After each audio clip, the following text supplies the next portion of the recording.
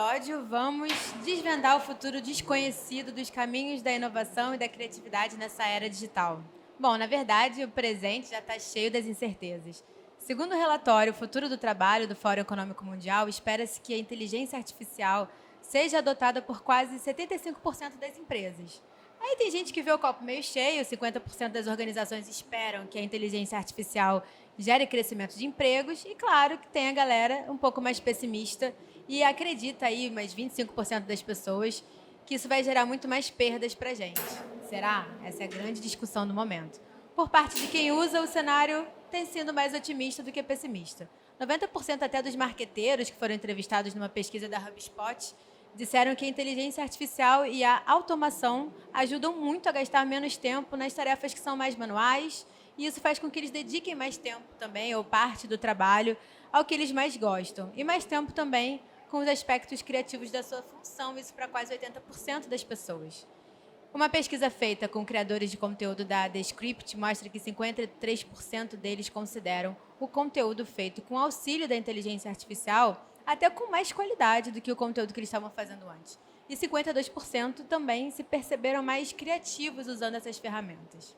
Bom, se é assim, fiz um teste aqui para essa introdução. Resolvi tentar. Joguei lá no ChatGPT e falei, faz para mim a introdução desse podcast? Então, vou ler para vocês como é que ficou. Vamos ver se vocês aprovam. Em um mundo... E aí, ó, ChatGPT que está falando, já não sou mais eu. Em um mundo onde a inteligência artificial está cada vez mais presente, estamos começando a ver uma fusão sem precedentes de capacidades humanas e artificiais. Mas como podemos, de fato, criar uma amizade, uma parceria simbiótica com esses agentes inteligentes? Como podemos garantir que essa relação nos torne mais criativos e produtivos em vez de nos substituir? Ao longo desse episódio, vamos explorar histórias inspiradoras e casos reais de indivíduos e organizações que estão navegando com sucesso nesse território inexplorado. Discutiremos as ferramentas mais inovadoras disponíveis no mercado e, claro, as estratégias que você pode adotar para fazer da inteligência artificial a sua aliada, não apenas no trabalho, mas na sua vida criativa como um todo. Então, prepare-se para abrir a sua mente e talvez, quem sabe, fazer um novo amigo digital. Estamos prestes a embarcar em uma conversa fascinante, acompanhada por especialistas da indústria e pensadores visionários que estão na linha de frente dessa revolução. Se o ChatGPT falou, está falado. Muito bem-vindos ao especial do Falando de Propósito sobre tecnologia e inovação que a gente está gravando aqui ao longo do Senac Rio Summit. Eu queria dar muito boas-vindas a vocês. Eu sou a Babi Bono, para quem tem acompanhado a gente por aqui, estrategista criativa de cultura, inovação e comunicação, especialista em iniciativas de impacto, educação e entretenimento e, claro, produtora do Carnaval do Rio de Janeiro, cria do Morro de São João, as coisas que não cabem no LinkedIn. E hoje eu estou muito, muito bem acompanhada com Oberin Odara, diretora-geral do Estúdio Cria, que promove a territorialização negra e periférica no espaço do virtual a partir da ancestralidade como inovação e a idealizadora também da plataforma Não Me Colonize.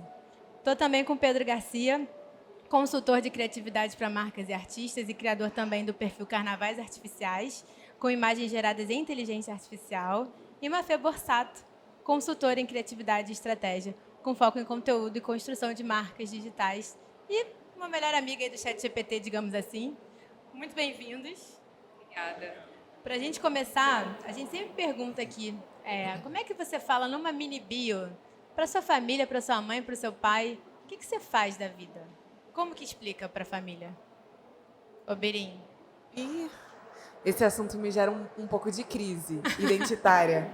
Eu acho que principalmente depois da pandemia e com os novos formatos de trabalho e todo esse desenvolvimento acelerado da tecnologia, eu fiquei muito perdida em relação à minha autodefinição nesse mundo, sabe? E primeiro que para falar com os meus pais sobre essas novas tecnologias, a gente tem um gap absurdo, que não é só um gap entre eu e eles, mas até mesmo um gap comigo e com a minha própria formação. Eu sou uma grande curiosa da temática, não sou formada nas áreas de ciência da computação, TI, não é esse bonde que eu tô. Meu bonde é o bonde da curiosidade, né? O bonde do... como é que a gente entende o mundo a partir de uma formação colonial, na modernidade, e se a tecnologia está nesse mundo dessa forma, ela com certeza leva características dessa colonialidade. E aí, partindo disso, para me definir, eu tenho tido uma certa dificuldade. Não sei se eu sou professora, palestrante, agora diretora-geral do estúdio. Eu só acredito mesmo que, como pano de fundo de tudo isso, eu tento utilizar a palavra como uma tecnologia. E aí, a partir desse lugar também que eu explico, talvez, para os meus pais e para as pessoas que estão perto de mim, que eu estou tentando, na verdade, hackear as coisas e descrever elas em português, digamos assim. Bom, acho que para minha família, eu sou a mais nova que entende internet, né? Então eu trabalho com internet. Acabou de clarear muito a minha cabeça agora, porque eu acho que de um tempo para cá, com tanta coisa acontecendo e a gente tendo que se ver apta a mexer com as coisas, a trabalhar com as tecnologias, eu acho que teve sim essa perda de identidade. O que eu faço? Eu sei fazer muita coisa, mas eu estou me definindo em uma palavra e eu tenho que dizer lá que eu sou X. X não, porque virou empresa, enfim. Mas é meio que isso, né? Então, eu digo para minha família que eu trabalho com internet, conteúdo, educação. E no meio disso tudo, inteligência artificial bota os pezinhos, né? Bota os tentáculos, né? Porque não são dois, são vários tentáculos que a inteligência artificial coloca o pé. E muito entusiasta, muito curiosa também, como você, porque tá mudando muito o meu trabalho. Então, eu preciso colocar isso no meu controle, trabalhar na terapia, mas preciso colocar isso no meu controle para poder usar a ferramenta da melhor maneira possível, né? Então, definiria assim. Enfim, compartilho o sentimento da complexidade da pergunta e da resposta. De alguns tempos para cá, eu parei de tentar me definir por algum tipo de descrição e na verdade, mais pelo que eu estou com vontade de fazer, né? Que eu acho que muitas vezes a definição do que a gente pode ser muito limitadora. Apesar disso, como a gente tem que produzir mini bios, né, em vários lugares, tenho chegado a uma conclusão de escritor, fotógrafo e artista visual, que é meio que uma mistura das coisas que eu faço. E um termo que eu meio que está até na mini bio do Instagram, que é escritor visual, que eu acho que quando você começa a falar de inteligência artificial, principalmente no lado que eu estou indo de imagem generativa, eu sinto que eu estou conseguindo fundir tanto o meu lado de escrita quanto o meu lado visual. Então é meio que está indo por aí. Escritor visual. Bom, já que vocês ficaram na dúvida, eu também fico. Eu tenho uma super dificuldade de conseguir hoje me definir também. Tem uma fichinha na frente de cada um de vocês. Pedro, chega um pouquinho até aqui mais pro meu lado. E aí eu pedi pro ChatGPT transformar a biografia de vocês num soneto. E eu queria que cada um de vocês lesse e comentasse. Tá fazendo sentido? Quem começa? Eu vou começar. Obirim. A Sabiá Obirim, doutoranda e mestre, em terras de Brasília, fez-se agreste. No Rio filosofa, busca incessante, decolonial, visão relevante. Da branquitude ao gênero ela discorre, em escritos que a glamour acolhe e socorre. Não me colonize, plataforma audaz, revela o novo mundo que sempre faz. Em cria, liderança a reafirmar, a negritude em rede a se espalhar. Com base na ancestral, força maior. Consultora e curadora, voz senhora, formando mentes livres, nova aurora, Odara faz história, imenso valor. É fofo! É fofo. Eu colocaria no LinkedIn. Muito fofo, amei, vou levar pra casa. Você discorda de alguma coisa? Não, eu achei interessante. Talvez eu comece até a pontuar algumas coisas, assim. Mas a escrita, as linguagens, elas têm formatos, né, pré-estabelecidos. E a grande sacada do ChatGPT é adequar esses inúmeros dados de informações nesses formatos pré-estabelecidos. Então, o que parece genialidade, para mim, é uma grande reprodução, mas é uma reprodução maneira e criativa, querendo ou não. E aí eu achei interessante. Obrigada. Fofinho. Vamos lá. Mafê Borsato, mente criadora. Em marcas digitais, traça a jornada. De frente e por detrás, a mão sagrada. Roteiriza e apresenta visionária Aurora. 12 anos a bordo de inovações, de educação forjou fundações. Descomplique isofatutor.de. Na fluência da arte, vê-se a fé. Com Insights destaca semanal. Na newsletter explora o mundo digital. Cultura e tecnologia são seu fanal. Não conheço essa palavra. Na Rio Week com Fox é igual. Impact for Change ela torna real. Com caldo verde mostra-se leal. Minha comida preferida é caldo verde. Não conheço algumas palavras aqui. E ficou legal, mas tem umas coisas meio doidas, né? E meio dramáticas. Forjou fundações, né? Uma coisa meio Camões, sei lá. Mas tá legal. Vou mudar um pouquinho pra botar na minha bio, eu acho. Usar de inspiração. Nos palcos e lentes, Pedro se espraia. Com Lila em dueto, a bossa recria. Em galerias nobres, sua arte traia. Reflexos de um mundo que se desembaia. Criou com engenho perfis renomados, de Bressão a carnavais, mundos pintados, por mãos de inteligência já consagrados, nos halls do Planalto estão retratados. No Queremos, palco cofundou com arte, no mundo ecoou seu canto parte a parte, em fóruns e TEDx a voz destacada. De Moura, o criativo, a visão alargada, com método e emoção tece sua estrada, um prêmio ao talento, a jornada sagrada. Achei chique.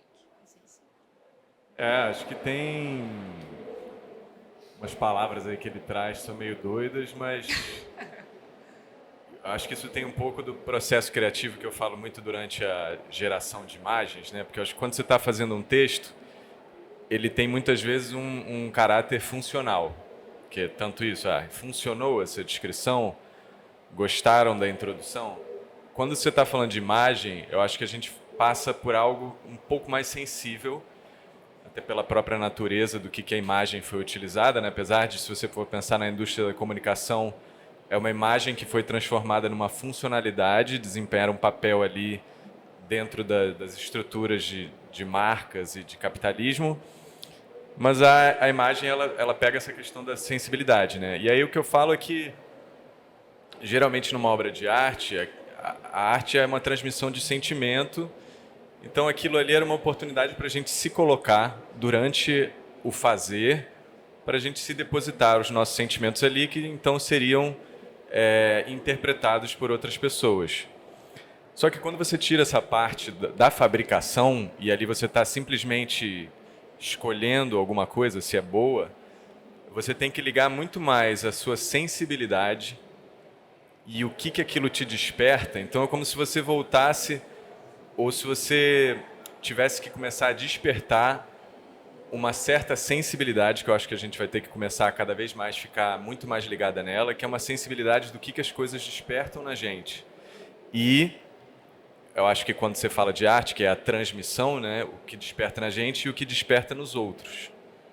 Então, nesse sentido, isso para mim vale muito mais como o que eu vou sentir durante essa fruição disso aqui que foi feito, do que necessariamente da função cumprida. Então, nesse sentido, eu gostei de algumas coisas aqui, como ele colocou, sagrada na minha jornada, é uma coisa que eu, pessoalmente, tento fazer alguma conexão com espiritualidade, pelo menos na minha maneira de encarar a vida. Então, acho interessante como é que ele conseguiu trazer alguns conceitos aqui e o que eles despertam em mim.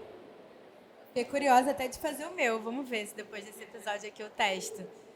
Gente, a gente coloca todo mundo na mesma página com um glossário para a galera entender bem o que a gente está falando e ser bem acessível para todo mundo. Então, assim, num resumo muito rapidinho, o que é inteligência artificial?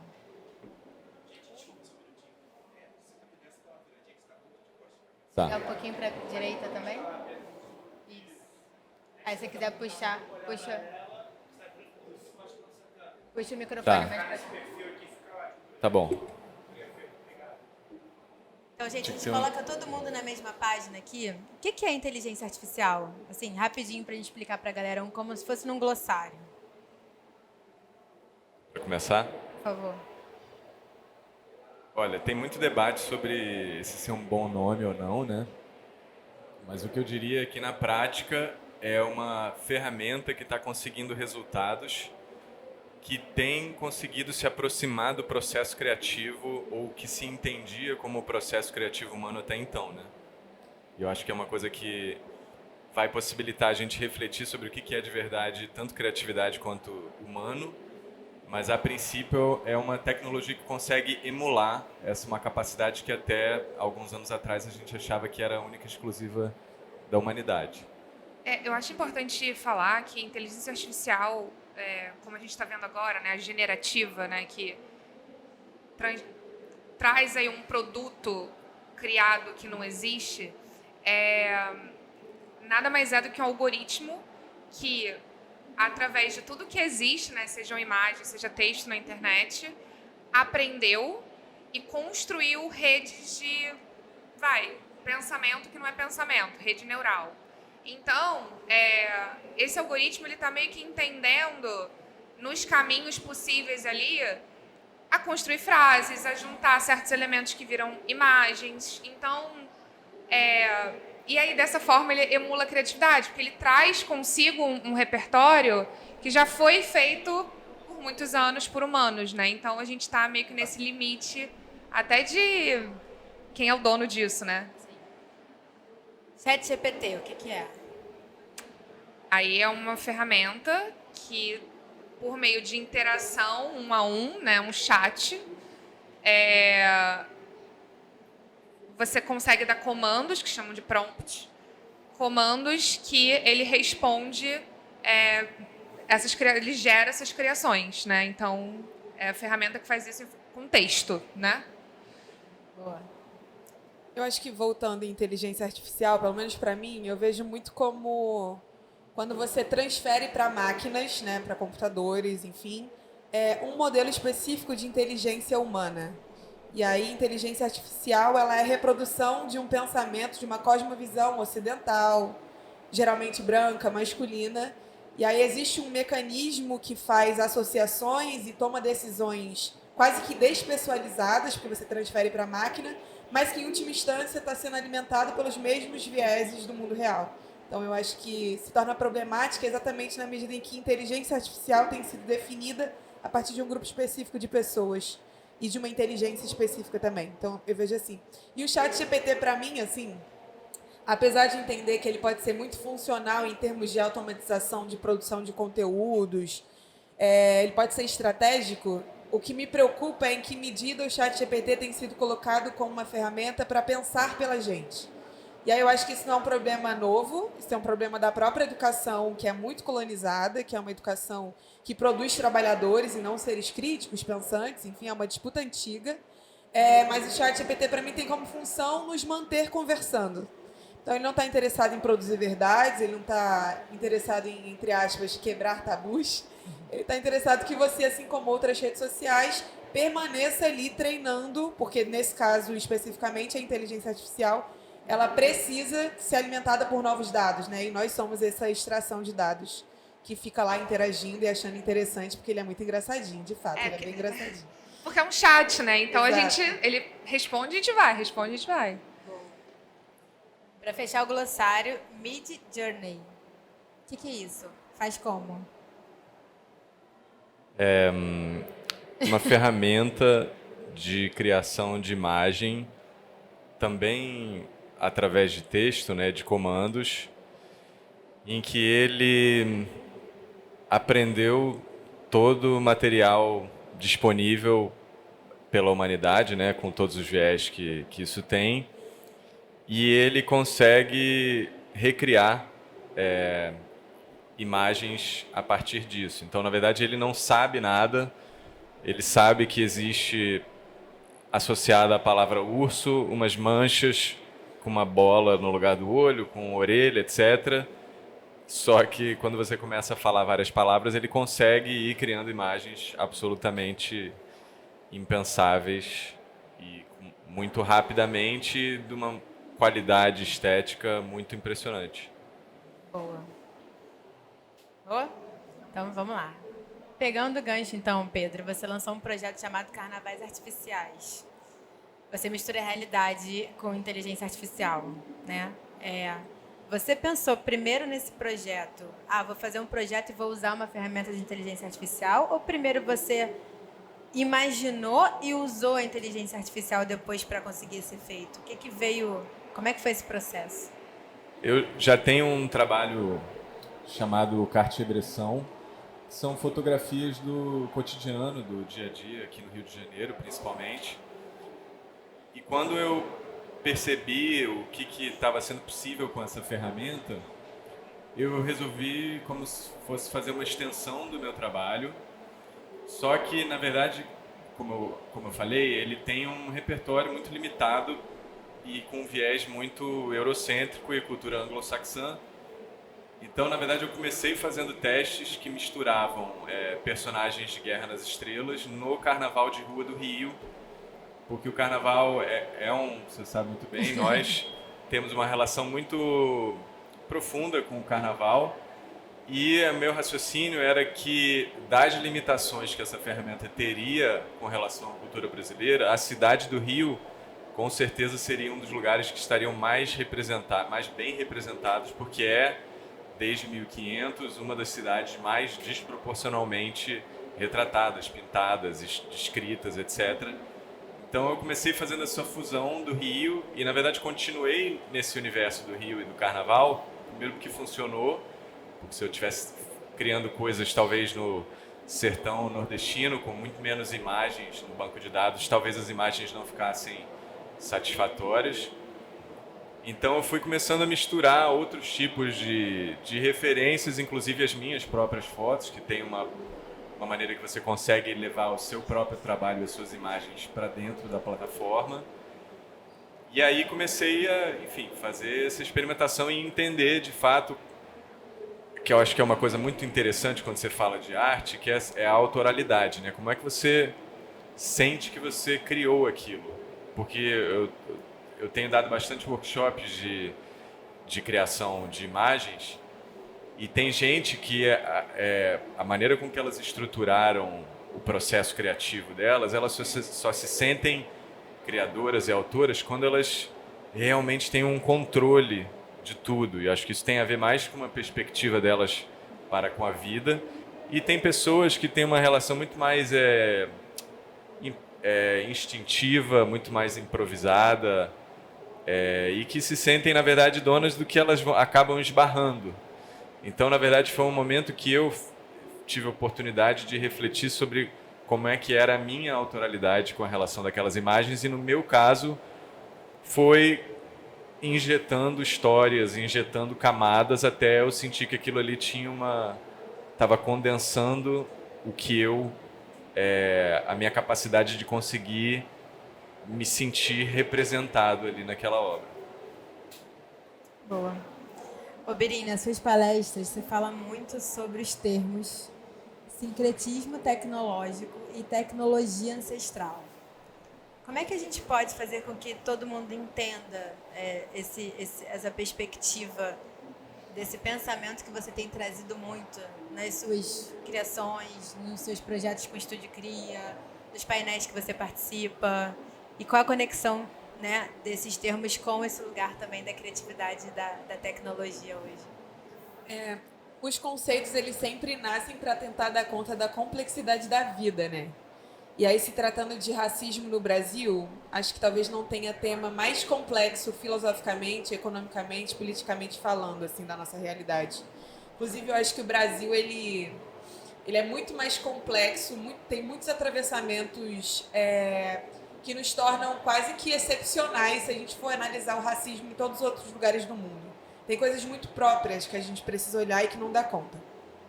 E aí, esses dois conceitos, né, tecnologia ancestral, obviamente não fui eu que criei, mas o sincretismo tecnológico foi essa tentativa de criação de duas palavras que conseguissem dar conta de uma metodologia e de um caminho teórico que eu identifico como interessante para a gente disputar não só a tecnologia, mas qualquer espaço que a modernidade oferece ou que a gente rouba, pega de volta, né?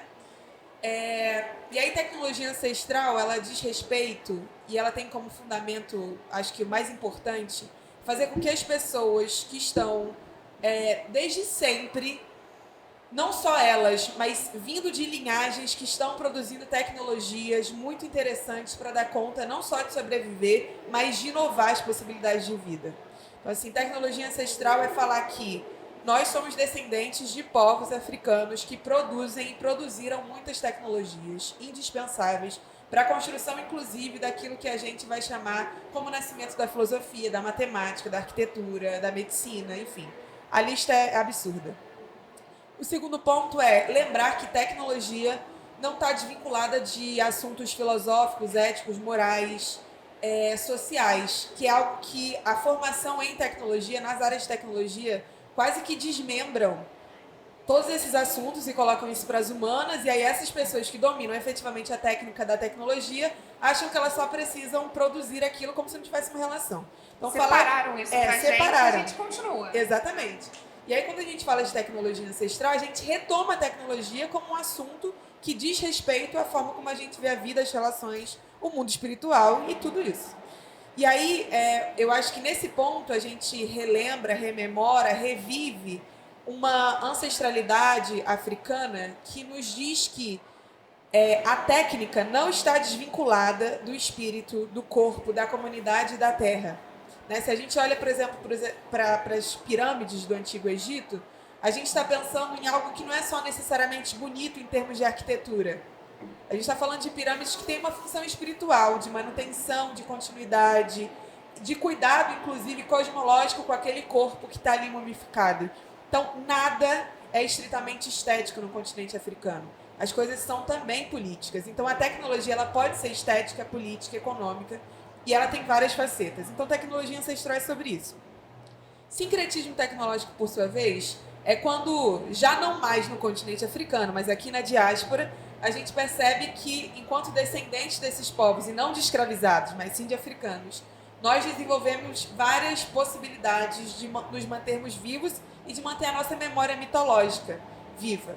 E aí, quando eu falo de memória mitológica, é muito importante, porque tecnologia tem a ver também com ficcionar o mundo, né? A gente está falando de... O que nos diferencia, que vai dizer o Yuval Noah Harari, é que nós, Homo sapiens, conseguimos ficcionar e os animais, enfim, outros animais e espécies não dão conta. Não vou entrar nessa discussão, até porque não tem repertório, mas enfim. Tendo isso como base de pensamento, nós temos capacidade de ficcionar. Contudo, nem todos têm à sua disposição cenários possíveis para ficcionar. E aí eu estou falando de o quanto a escola mente para a gente acerca da nossa origem, a mídia, o quanto a nossa identidade é flagelada. Então, o que uma criança branca da Zona Sul sonha e imagina é completamente diferente do que uma criança preta da favela sonha e imagina. Porque o mundo real define também a nossa capacidade de imaginar.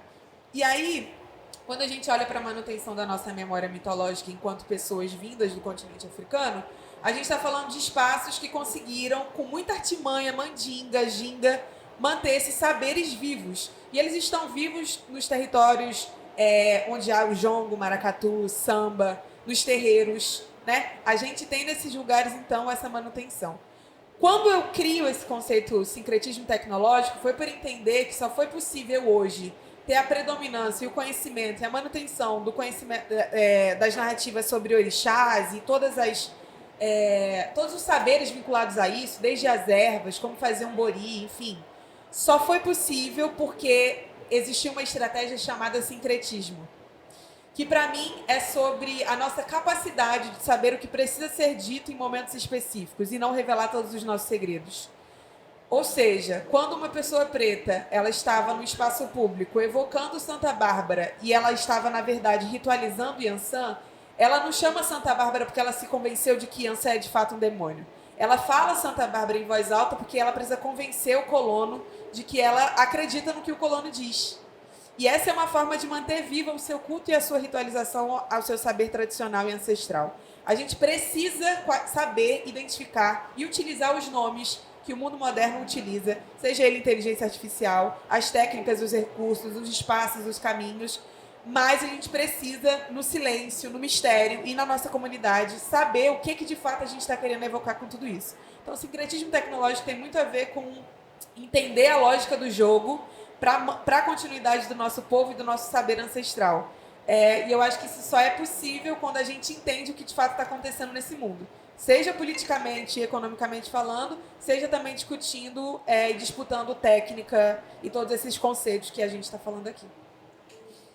E aí eu lembrei que a gente estava juntas uma vez num evento que estava discutindo uma série de pautas de futuro que todos esses eventos internacionais estão endereçando. SXSW, Cannes, Web Summit. E o nosso exercício foi exatamente como que a gente faz para conectar essas pautas que parecem que estão distantes, mas ao mesmo tempo estão sendo debatidas. E aí, uma vez que isso vira quase que um mantra fora, parece que o Brasil começa a reproduzir, mas de uma forma muito desconectada com o que realmente acontece aqui, com as soluções que a gente tem em casa. E eu fiquei muito com uma fala sua nessa época na cabeça, exatamente sobre a questão da imaginação. Cada um de vocês aqui trabalha com criatividade, né, a partir de uma perspectiva. E você falou muito sobre a gente poder usar essas ferramentas também para imaginar esses futuros. E que futuros são esses que a gente pode imaginar se a gente não está construindo esses futuros? Ou que perspectiva de futuro é essa? Esse futuro mais pessimista em relação a essas inteligências artificiais ou essas tecnologias, ele está pessimista por quê? Porque ele está partindo de onde? Então, enquanto tem um lado que está muito pessimista com essas tecnologias, tem um outro que são as favelas, as periferias, as quebradas, que estão criando as soluções que a gente precisa para esse futuro presente.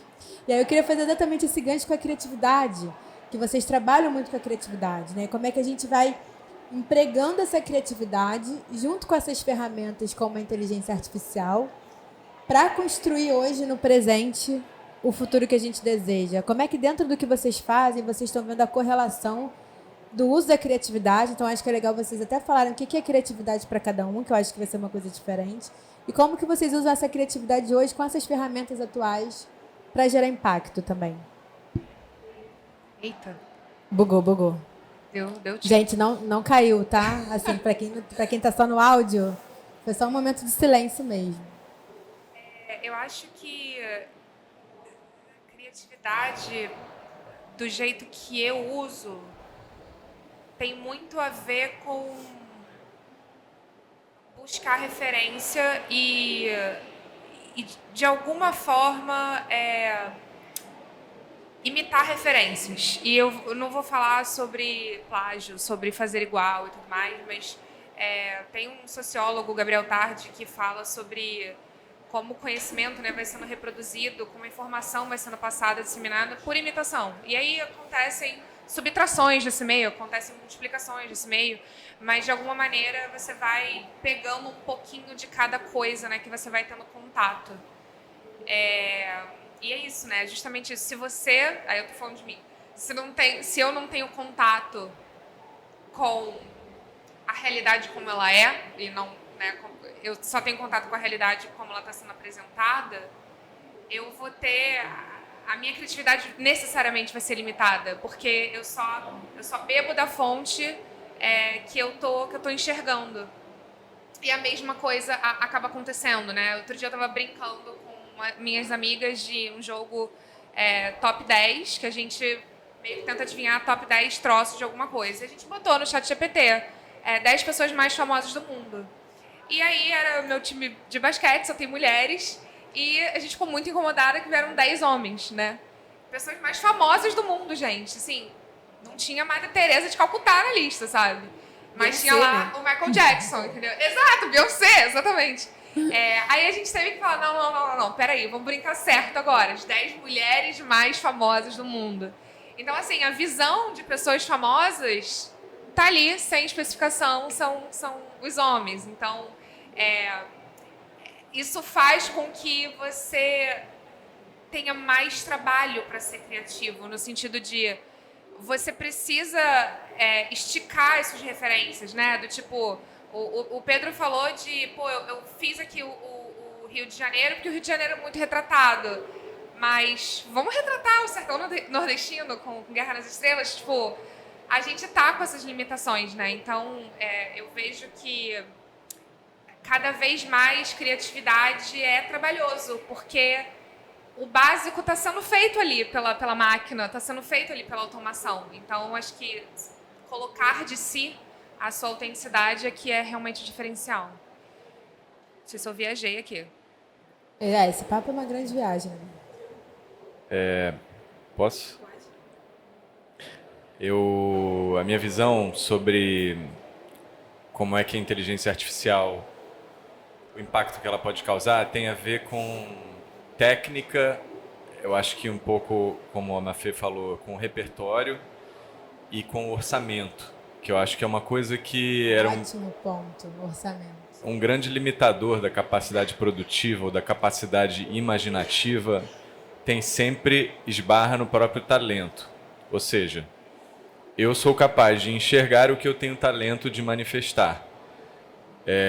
Isso depende de técnica, né, que é uma coisa que é desigualmente distribuída, porque não só aqui no Brasil, nas desigualdades intrínsecas, mas, por exemplo, artistas de países com uma estrutura de suporte às artes, de suporte, enfim, das camadas da sociedade, tem muito mais condição de desenvolver ou de se dedicar a uma carreira artística e técnica capaz de fazer grandes representações artísticas.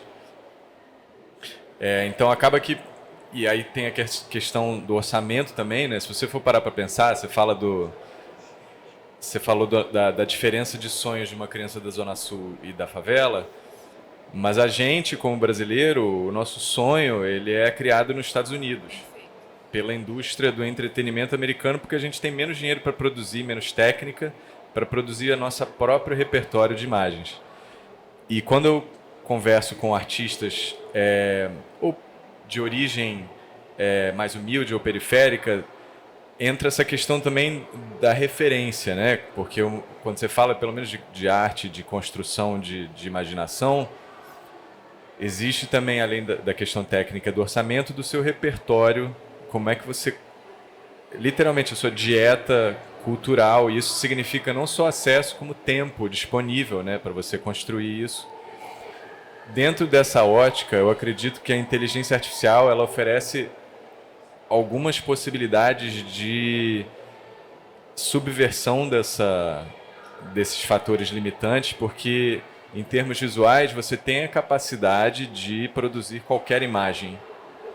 É óbvio que a questão da referência ainda fica sendo um pouco mais complicada, porque para você dialogar com a máquina, principalmente quando você está falando de imagem, você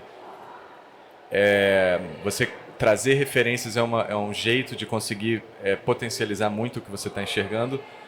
Mas, e aí voltando ao do Carnavais Artificiais, o que me interessava era ver a história, a minha história, a história do Rio, a história do Brasil, as mitologias brasileiras criadas, como o criador do Irmão do Jorel estava falando, ele queria ver no desenho animado as casas brasileiras. Eu acho que a gente tem essa coisa colonizada da lata de lixo, do hidrante que está na nossa cabeça, é um hidrante que nem existe no Brasil, sacou? Então eu acho que eu parti muito dessa questão de, cara, eu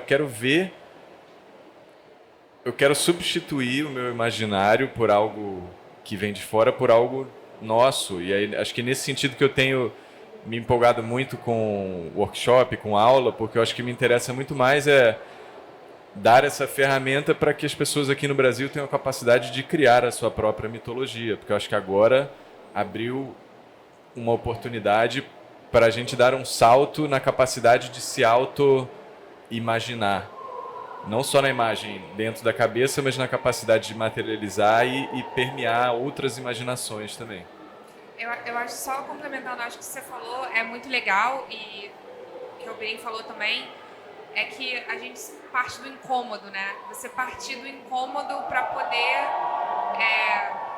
poder se apropriar de alguma forma e transformar naquilo que é seu, né? Quase que um movimento antropofágico, do tipo, eu quero fazer um desenho animado, eu quero aquela sitcom, a rotina da família, mas eu quero mostrar a casa brasileira, né? Como se você parodiasse, mas colocando as suas origens e a sua raiz ali, né? Então, assim, de alguma maneira você está trazendo, mas você está colocando com o seu. Eu acho que na hora de você lidar com a inteligência artificial, é isso, né? Você saber dialogar com o que a máquina vai entender, mas você saber colocar o seu repertório ali para a máquina produzir o diferente, o novo, a imagem do seu incômodo, né? Então é isso, um pouco do sincretismo tecnológico, eu acho que é muito isso, assim, pegar e...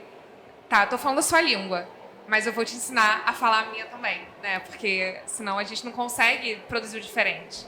E eu acho também que é não se tornar refém das máquinas, né? Eu acho que um amigo meu, quando veio me contar do ChatGPT, eu fiquei, bagulho estranho, não quero saber disso não.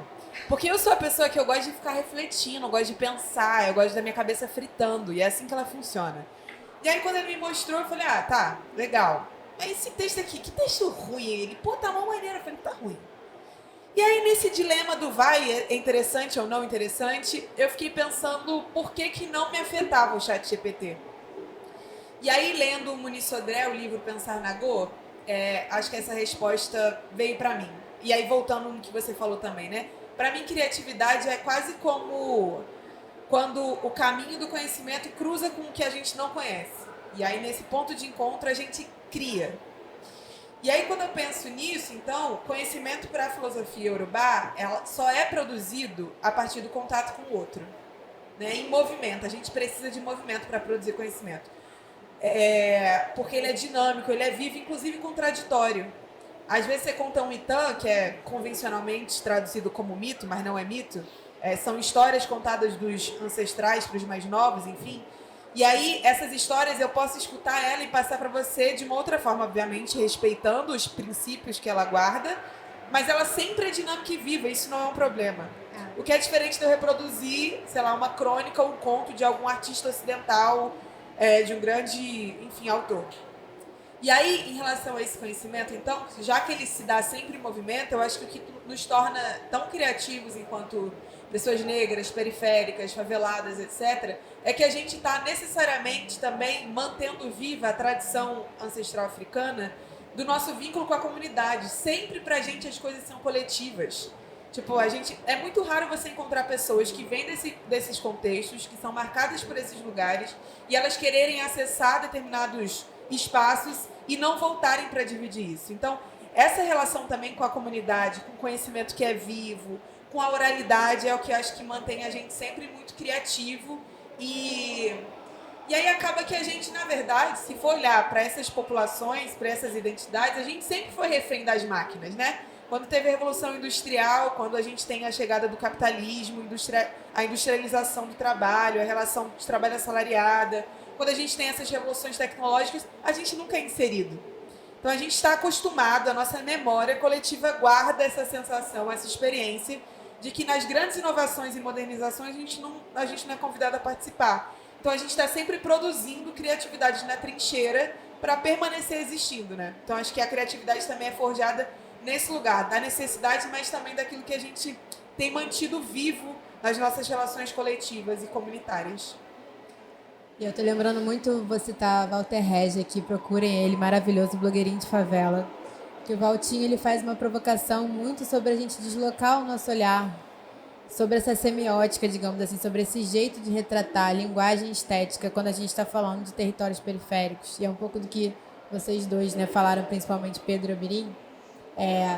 Eu vou imaginar aquilo que eu tenho referência, de onde vem essa referência, quem me dá essa referência, né? E hoje, com as ferramentas também que a gente tem nas mãos, com o celular, com esse acesso à internet, a gente começa a ver, chegar muito mais fácil o que antes não chegava, que é exatamente essa nova estética de linguagem, de narrativa, de palavra, que tem sido e que tem vindo do que seria aí o terceiro maior estado brasileiro, se a gente junta todas as favelas do Brasil, uma potência de mais de 200 bilhões de impacto na economia. Então, o Brasil é uma grande favela.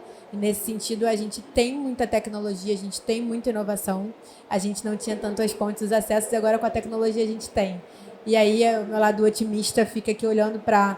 Será que também não é um momento de virada exatamente nesses códigos, né, desse imagético? E eu vejo as próprias pessoas hoje que estão trabalhando com imagem, com audiovisual, com tecnologia, com arte, atualizando ou até cobrando dos colegas o olhar, mas por que você está retratando isso dessa forma? Será que essa é a única forma que a gente consegue retratar esses espaços? Será que essa é a única estética que você consegue mostrar essa narrativa? E acredito que esse tem sido um exercício E vocês pensam assim, infelizmente a gente está começando a caminhar aqui para o fim, mas como que vocês enxergam, então, será que criatividade também nos tempos de hoje, junto com a tecnologia, a gente consegue ensinar? Ou será que tem alguma tendência emergente que vocês estão observando que a gente vai poder cruzar a criatividade com a inteligência artificial para a gente trazer esse novo olhar também estético para essa construção de futuro que seja mais inclusiva de alguma forma? Cara, eu acho que criatividade, no mínimo, você consegue exercitar, né? Eu não consigo, talvez, ensinar a ser criativo, assim, né? Mas eu consigo ensinar a exercitar, ensinar referências, ensinar a juntar, ensinar a correlacionar.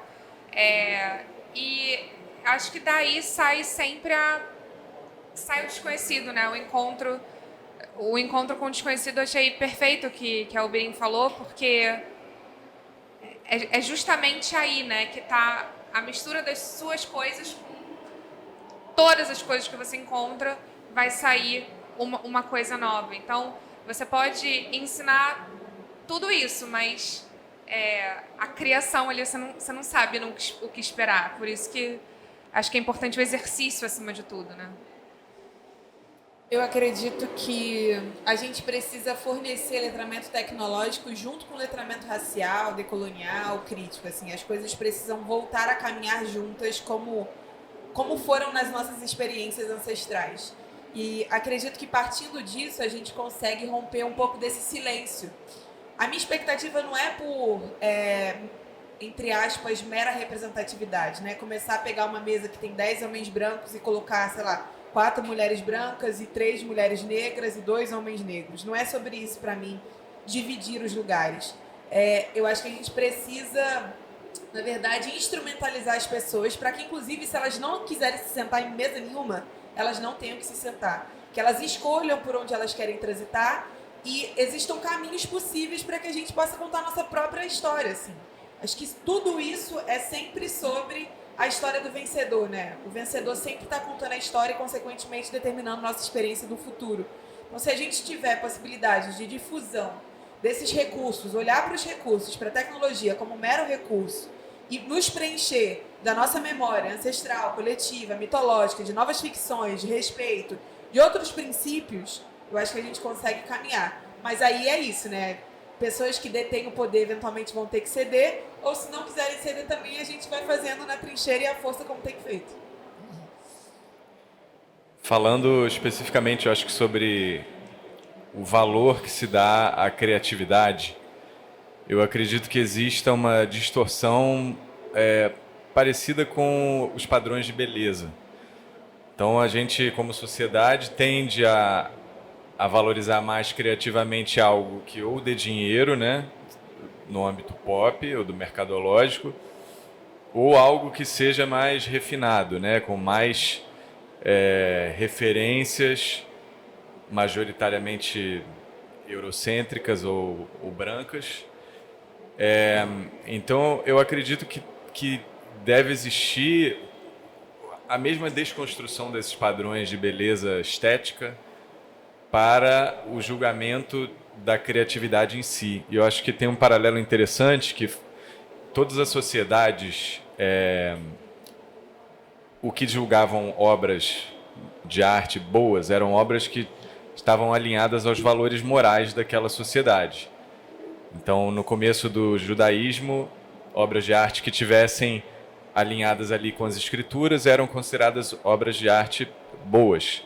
Só que a partir ali depois da Idade Média, quando a Igreja Católica começou a se corromper, a elite europeia passou a dissociar a questão moral da arte e foi para uma fruição estética. E eu acho que a partir daí começa-se a valorizar algo que consegue atender aos valores desse naco da população. E eu acho que a gente ainda vive uma continuidade desse contexto, e eu acho que eu gostaria de que voltasse para esse lugar dos valores morais que a gente, como coletividade, está inclusive refletindo muito, né? Eu acho que acho que uma coisa muito boa que tem acontecido ultimamente é toda essa reflexão e revisitar todos esses valores morais, coisas que a gente já dava como certas e que eu acho que com o surgimento de muitas com o protagonismo de outros grupos, a gente está revisitando esses valores. Então eu acredito que a criatividade e a valorização da criatividade também, na verdade, é uma questão de mudança do padrão do que a gente valoriza como criativo e como relevante. Boa, gente. Pra gente fechar, uma palavrinha aí. O futuro do trabalho é? Humano.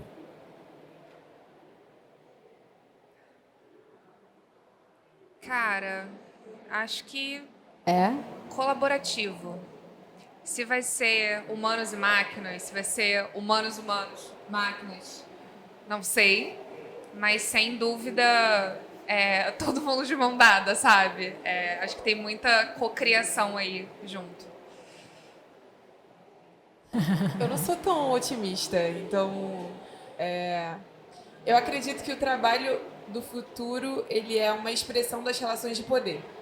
Então, se as nossas relações de poder se mantiverem tal como agora, ele vai ser excludente tal como agora. E se ele for, enfim, dividir esse espaço que a gente tanto fala com outros protagonistas, de repente ele possa ser colaborativo e, enfim, um pouco melhor do que ele é atualmente.